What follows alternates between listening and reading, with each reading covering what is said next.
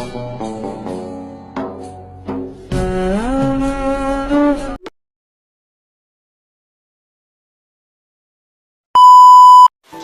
মুঠি শক্ত করে ধরে তেহু আমার ঠোঁট কামড়ে ধরে। দু হাতে তাকে শোয়ানোর চেষ্টা করছি, কিন্তু এক হাতে সে আমার কোমরটা ধরে রেখেছে। আমার চোখ দিয়ে টপ টপ করে পানি ঝরছে, তবুও তেহু ছাড়ছে না। একটু পর ছেড়ে দিয়ে এক হাতে আমার হাত চেপে ধরে বলে, কিন্তু আমি চাইলে তোর মতো 10টা মেয়ে পায়ের কাছে পড়ে থাকবে। এক ঝটকায় আমাকে ছুরি দিয়ে হনন করে বেরিয়ে যায়।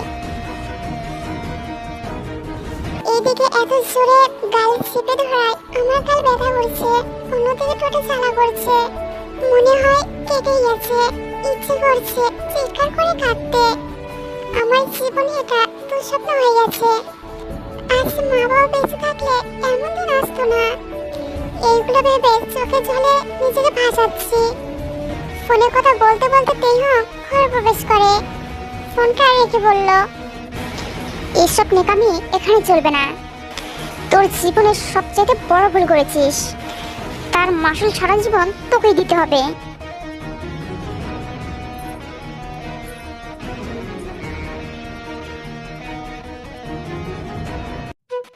সত্যি বড় ভুল করেছি আমি। মা বাবার কার অ্যাক্সিডেন্ট হওয়ার পর মামার বাবার সংসারেই ফ্যামিলি আমার। দুবেলা দুমুঠো ঠিকমতো খেতে পারতাম না। অনেক কষ্ট করে নিজের পড়াশোনা শেষ করি, ভেবেছিলাম ডাক্তার হব, সেটা হওয়া হলো না।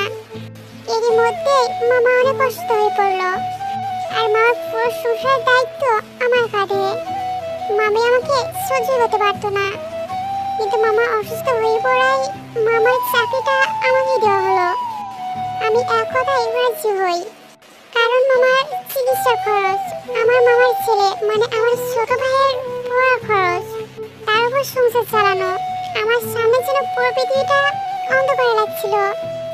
নিজেকে খুব অসহায় মনে হচ্ছিল। সে অফিসে চাকরি পাই, সে অফিসের বসই হলেন কিম তেয়ং। একদিন একটা ফাইল নিয়ে হুট করে তেহংয়ের টেবিলে ঢুকে পড়ি। যা দেখলাম তার জন্য প্রস্তুত ছিলাম না। তেহং অফিসে একটা মেয়ের সাথে খুব ঘনিষ্ঠ অবস্থায়।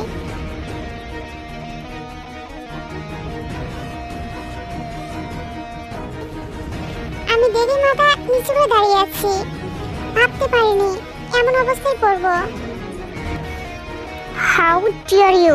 নক না করে আমার টেবিলে ঢোকার সাহস হয় কি করে তোমার? আই এম সরি স্যার, ভুল হয়ে গেছে। কোথা থেকে যে এসব জুটেছে কে জানে? এই মেয়ে, তোমার মা বাবা ভদ্রতা শেখায়নি? আমার প্রচুর রাগ উঠলো মা বাবার নামে এমন কথা শুনে।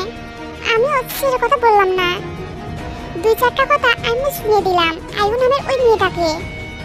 আমার ভুল হয়েছে, আমি স্বীকার করছি, কিন্তু তাই বলে আপনি আমার মা বাবাকে তুলে কথা বলতে পারেন না। আর ভদ্রতা যে কাকে শেখাতে হবে তা তো দেখতেই পাচ্ছি। You idiot! আয়ু আমাকে চোর মারার জন্য হাত তুলতেই ওর হাত ধরে ফেলি, এক ঝটকায় হাত ছুঁড়িয়ে দেই। আয়ু মেয়েটা আমার ব্যবহারে পোকা হয়ে যায়, ভাবতে পারিনি এমনটা করতে পারবো। তেহং এতক্ষণ ধরে শুনছিল, এবার এগিয়ে আসলো। এই মেয়ে, তোমার তো খুব সাহস দেখছি। স্যার, আপনার মিটিং এর ফাইল রেডি। ফাইলটা টেবিলে রেখে আমি বেরিয়ে আসছি। হঠাৎ 1 সপ্তাহের মধ্যেই আমার পোস্ট পরিবর্তন করা হয়। এখন আমি তেহংয়ের পিএ। তেহংয়ের পাশের কেবিনটা আমার। তারপর মাস শেষে অফিসে একটা পার্টির আয়োজন করা হয়। সে যার মতন পার্টিতে উপভোগ করছে। এসব আমার অভ্যাস না থাকায় আমি এখনো দাঁড়িয়ে আছি। আমার ফোনটা হঠাৎ করে নিচে উঠে। স্ক্রিনে তেহং স্যারের নাম্বার। একটা জরুরি ফাইল নিয়ে কেবিনে যেতে বলে। আমি তড়িৎ ঘড়িৎ করে কেবিনে ঢুকে দেখি তেহং স্যার চেয়ারে নেই, দাঁড়িয়ে আছে জানালার কাছে।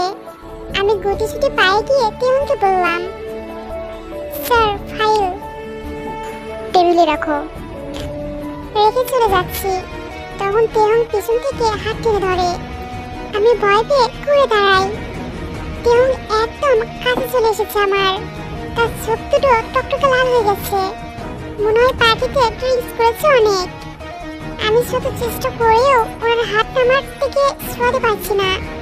তখন আমি বলে ফেলি, আমার কাজ আছে, হাত ছাড়ুন। কোথায় যাচ্ছ? এত তাড়া কিসের?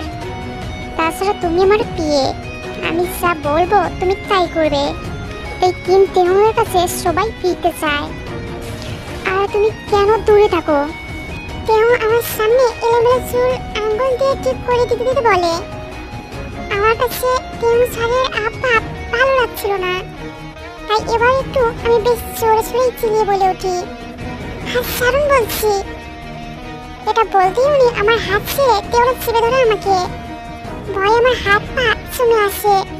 তেহম স্যার ক্রমশ তার মুখ এগিয়ে আনে। কি করবো বুঝতে না পেরে হাত চমকায় একটা ধাক্কা দিয়ে তেহমের হাত সরিয়ে দিয়ে ঠাস করে একটা চর বসে দিয়ে তেহম স্যারের গালে। উনি প্রথমে বুঝতে পারছিলেন না কি করেছে, একটু সময় নিয়ে বলল, এই নিয়ে তুই কিম তেহমের গালে চর দিয়েছিস, এর পরিণাম কি হতে পারে তুই নিজেও জানিস না। ওনার পাতে পাতা না দিয়ে আমি বের হতে চাই কেবিন থেকে, কিন্তু তেহম স্যার আমার হাত ধরে এক টানে দেওয়ালে চিপে ধরে আর আমার ঠোঁটে অসম্ভব রকমের ফ্রুট কিস করে। অনেক ধস্তাধস্তির পর ধাক্কা সামলাতে না পারে তেহম স্যার তার টেবিলের ওপর পড়ে যায়, আর আমি দৌড়ে বেরিয়ে আসি কেবিন থেকে। আমি পুরো রাস্তা অনেক কান্না করতে করতে যখন এটা ভাবতে ভাবতে যে আমার চাকরিটা আর থাকবে না কনফার্ম, তখন আমার মাথায় আকাশ ভেঙে পড়লো। কিভাবে অমন লোকের চাকরি করব? ওই দিনের পর থেকে কেটে যায় 2 দিন। এর মধ্যে তেহম স্যারেরও কোনো ফোন আসেনি। তারপরে হঠাৎ একদিন আমি বাইরে থেকে বাসায় ফিরে দেখি আমার মামার ছেলে মানে আমার ছোট ভাই সিমিন আমার কাছে দৌড়ে এসে আমাকে মিষ্টি খাওয়ার জন্য উঠে পড়ে লেগেছে। বাসার সবাইকে অনেক খুশি দেখাচ্ছিল। যখন আমি এই খুশির কারণটা জানতে পারি, আমার পায়ের তলা থেকে মাটি সরে যায়। আমি ছুটে গেলাম মামির কাছে।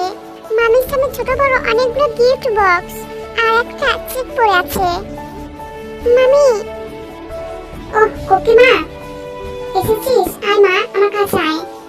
মামির এমন আদরি রাখ এই প্রথমবারের মতন আমার শোনা। আমি মামির প্রতি উত্তরে বললাম, মামি কি এসব? এটা কোনোভাবেই সম্ভব না। অসম্ভবের কি আছে? আমি বিয়ে করলে সংসার চলবে কি করে? মামার যে অবস্থা, মামি বোঝো তুমি। সে চিন্তা তোকে করতে হবে না, সব ব্যবস্থাই উনি করবেন। ব্যবস্থা করে দিবে মানে? বললাম তো তোর এইগুলো ভাবার প্রয়োজন নাই, তুই বিয়েটা করবি ব্যাস। আমি বুঝতে পারছিলাম না তেহম স্যার কেন আমাকে বিয়ে করতে চাইছে। লোকটার প্রতি ঘৃণা ছাড়া কিছুই আসে না যেন। হাজারটা প্রশ্ন মাথায় ঘুরছে। পরের দিন খুব তাড়াতাড়ি অফিসে যাই। তেহম স্যারের কেবিনে গিয়ে দেখি উনি ফোনে কথা বলছে। আমাকে দেখে ফোন রেখে দিল। আরে মিস কোকিছে, ওখানে দাঁড়িয়ে কেন? এসো এসো, ভিতরে এসো। এসব কেন করছেন আপনি? তোমাকে ভালো লাগে তাই। এটা যে আসার উদ্দেশ্য নয় সেটা আমি বেশ বুঝতে পারছি। Smart girl. দেখুন, এই বিয়ে করা আমার পক্ষে সম্ভব না। বিয়ে তো তোমাকে করতেই হবে, আর সেটাও 1 সপ্তাহের মধ্যে। অসম্ভব, কিছুতেই না। প্রয়োজনে চাকরি ছেড়ে দিব। এটা বলেই বেরিয়ে আসুন কেবিন থেকে। আর যাই হোক, ওই লোকটাকে বিয়ে করা সম্ভব না। কেটে গেল 2-3 দিন। তারপর আমি আবার গেলাম তেহম স্যারের অফিসে আমার স্যালারি তুলতে। ওখানে গিয়েই আমার মাথায় আকাশ ভেঙে পড়লো। আবারও আমার কোনো স্যালারি আসেনি। জানতে পারলাম তেহম স্যার নাকি আমার স্যালারি আটকে রেখেছে। রাগে দুঃখে চোখে পানি চলে আসে। এর জন্য যখন আমি ওনার কাছে যাই তখন উনি বললেন, বিয়ে করলেই সব আবার আগের মতো হবে। মামার চিকিৎসার, জিমিনের পড়ার খরচ, সংসারের খরচ সব মিলিয়ে আমি যেন মাটিতে নুয়ে পড়ি। সামনের কোনো রাস্তা খোলা না পেয়ে শেষমেশ তেহম স্যারের কথাই রাজি হয়ে যাই। বিয়েতে রাজি হওয়ার সাথে সাথে তেহম স্যার মামির অ্যাকাউন্টে অনেকগুলো টাকা, মামার চিকিৎসার খরচ, জিমিনের পড়ার খরচ এই সব দেন। তারপরে তেহম স্যারের সাথে আমার বিয়েটা হয়ে যায়। আর বিয়ে করেই এই প্রথম ওনার বাড়িতে নিয়ে আসে আমাকে। এনে চুলের মুঠি শক্ত করে ধরে এই কানটা গোটায় বাড়ি এসে এতদিনের জমানো শালা আমার উপর ছাড়লো। আমি জানতাম এই লোকটা আইসাই হোক আমাকে ভালোবাসে না। বিয়ে নিয়ে কত স্বপ্ন থাকে মানুষের, স্বপ্ন দেখে একটা মানুষকে নিজের ঘরে পাওয়ার, একটা মানুষকে নিজেকে সঁপে দেওয়ার। কিন্তু আমি তো নিজের কাছের মানুষের জন্যই নিজেকে বিকিয়ে দিয়েছি কেউ স্যারের কাছে। এইসব ভাবনা ফেলে ফ্রেশ হয়ে নিলাম। রুমে আমার জন্য খাবার এলো, আমি শুধু একটু পানি খেলাম। খাবার আর এখন কোলাতে নামবে না। তখনই ওখানে তিহুম স্যার আসলো। এসেই, খাওনি কেন? খিদে নেই। খিদে না থাকলেও খেতে হবে। খাবার তো আমি আমার ইচ্ছে মতো খাবো, সেটাও কি আপনার অর্ডার মানতে হবে নাকি? অবশ্যই হবে, কাগজে এমনটা লেখা আছে। কিসের কাগজ? কাবিননামা। সেখানে কি লেখা আছে জানো না? তুমি সম্পূর্ণ সুস্থ মস্তিষ্কে সজ্ঞানে আগামী 2 বছর আমার স্ত্রী হিসেবে থাকবে আর প্রত্যেক আদেশ মানতে বাধ্য থাকবে। কি বলছেন এসব? আমি আপনার সাথে 2 বছর? আর হ্যাঁ, আমি তোমাকে ডিভোর্স দিতে পারবো, তুমি পারবে না। তোমার কথা শুনে আমার মাথা ঘুরছে। কন্ট্রাক্ট ম্যারেজ এভাবে সব নিল একটা চোরের? এতটা কঠিন নেই। কেন করছেন আমার সাথে এসব? কি এমন ক্ষতি করেছিলাম আপনার? তুমি তেহমকে এখনো চিনো নেই, চিনবে ধীরে ধীরে। 2 বছর অনেক সময়, এর মধ্যে ভালো করে চিনবে। এবার খেয়ে নাও। খাবো না। এক্ষুনি খেতে বলছি তো খাবে না। কি আমাকে না করিস? তুই খাবি না? তোর ঘা খাবে। বুঝলাম তেমন হাই লেভেলের রয়ে গেছে। ওনার চোখ লাল টুকটুকি হয়ে গেছে। আমার গলা শুকিয়ে গেল, দয়ে হাত পা আমার কাঁপছে। উনি যে এমন করবেন এটা আমার ভাবনার থেকে উপরে। উনি একটু পাউরুটি নিয়ে জোর করে আমার মুখে ঠেসে দেয়। এত বদমেজাজি মানুষ আমি জীবনে দেখিনি। রাতে ওনার সাথে আমি একই বিছানায় এক ধারায় গুটি মেরে শুয়ে আছি আর মনে মনে ভাবছি, এই খাটাস বিরত একটা লুচ্চা না জানে কখন কি করে। আমার বলা কথা শেষ করে না উঠতেই, আমি কিছু বুঝে ওঠার আগেই তেও আমাকে পিছন থেকে আঁকতে পিছতে ওর 2 হাতে শক্ত করে চাপতে ধরে আর একটা ওর বুকের ওপর। আরে কি করছেন? ছাড়ুন বলছি, ছাড়ুন। ছাড়ার জন্য তোমাকে এনেছি বলেই উনি আমার উপর ঝাঁপিয়ে পড়ে নিজের বাসনা মেটাতে ব্যস্ত। আমাকে করা আর প্রতিটা স্পর্শ আমাকে মনে করে দিচ্ছে আমি শুধু যেন ওনার কামনাময়ী। একটা নারীর জীবনের সব থেকে একটা শ্রেষ্ঠ মুহূর্ত হলো তার বাসর। অনেক স্বপ্ন সাজিয়ে রাখে এই দিনটার জন্য। হ্যাঁ, আমার অনেক স্বপ্ন ছিল এই দিনটাকে নিয়ে, বাট ওই যে নিজেকে বিকিয়ে দিয়েছি ওনার কাছে। তেমনের থেকে নিজেকে বাঁচানোর সব চেষ্টা ব্যর্থ হলে রাগে দুঃখে আর শারীরিক যন্ত্রণায় সব ভাসাচ্ছি। আমার সেসব কিছুই তেমনকে স্পর্শ করতে পারিনি।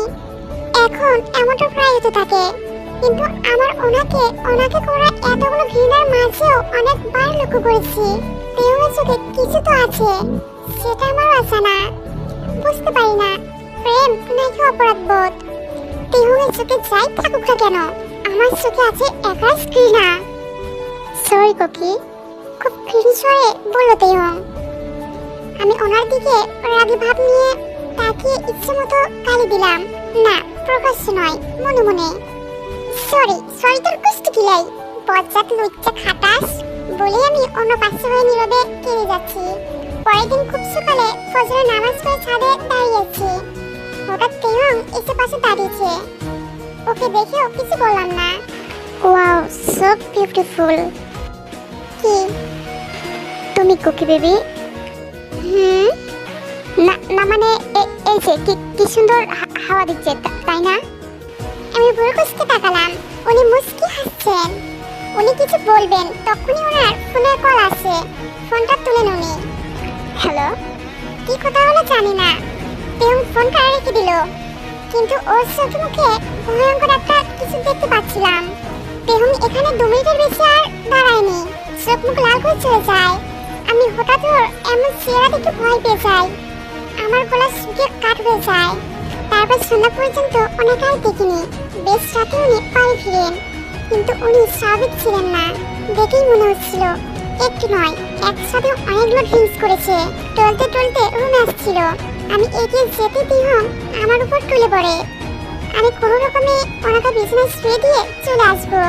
তখন আমার হাত টেনে ধরে বলল, কোথায় যাচ্ছ? এসো আমার কাছে।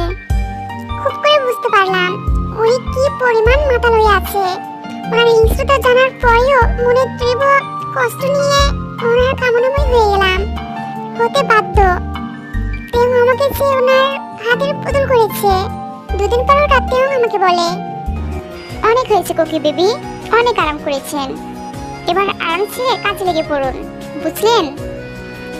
মানে মানে আপনি আজ থেকে অফিসে যাবেন, তাও আমার সাথেই, ফেরাও আমার সাথেই। আমি ভুরু কুঁচকে তাকালাম। ভাবতে পারিনি আমি বিয়ের পরেও অফিসে যেতে পারবো। এই মুহূর্তের জন্য তেয়ংকে আমার অচেনা লাগছিল। আমি সত্যি বুঝতে পারছিলাম না ওনাকে। জানি না আদৌ পারবো কিনা। সেদিন তেহং একাই গেলেন অফিসে। আমি পরের দিন যাই। গিয়ে সর্বপ্রথম আমার চোখ যেটা থেকে এড়ালো না, আর চোখে ঘৃণা আর আগুন, যেটা আমার ক্ষতি করা। সেটাকে আমি পাত্তা না দিয়ে তেহংয়ের কেবিনে ঢুকেই দেখি আমার কেবিনে অন্য কেউ। আমি কিছু বুঝতে পারছিলাম না। তেহং ছিল না, মেয়েটা একাই ছিল। সে আমাকে দেখে আমার কাছে এসে, ম্যাম আমি লিসা, তেহং স্যারের পিএ, আপনি আসুন আমার সাথে। কিছু না বলে গেলাম। ম্যাম আজ থেকে আপনার কেবিন এইটা। আমি সঙ্গে গেলাম। আমার কেবিন মানে? আজ থেকে আপনি কোম্পানির সিএম। আমি আরেকবার চমকালাম, কি হচ্ছে কি? তেহং এগুলো কি শুরু করেছে? আমি সাথে সাথে তেহংয়ের কাছে গেলাম। আপনি কি চাইছেন জানতে পারি? কেন করছেন এমন? কি করেছি? সিএম সিএম করেছেন আমাকে। মানুষ কি ভাববে ভেবে দেখেছেন?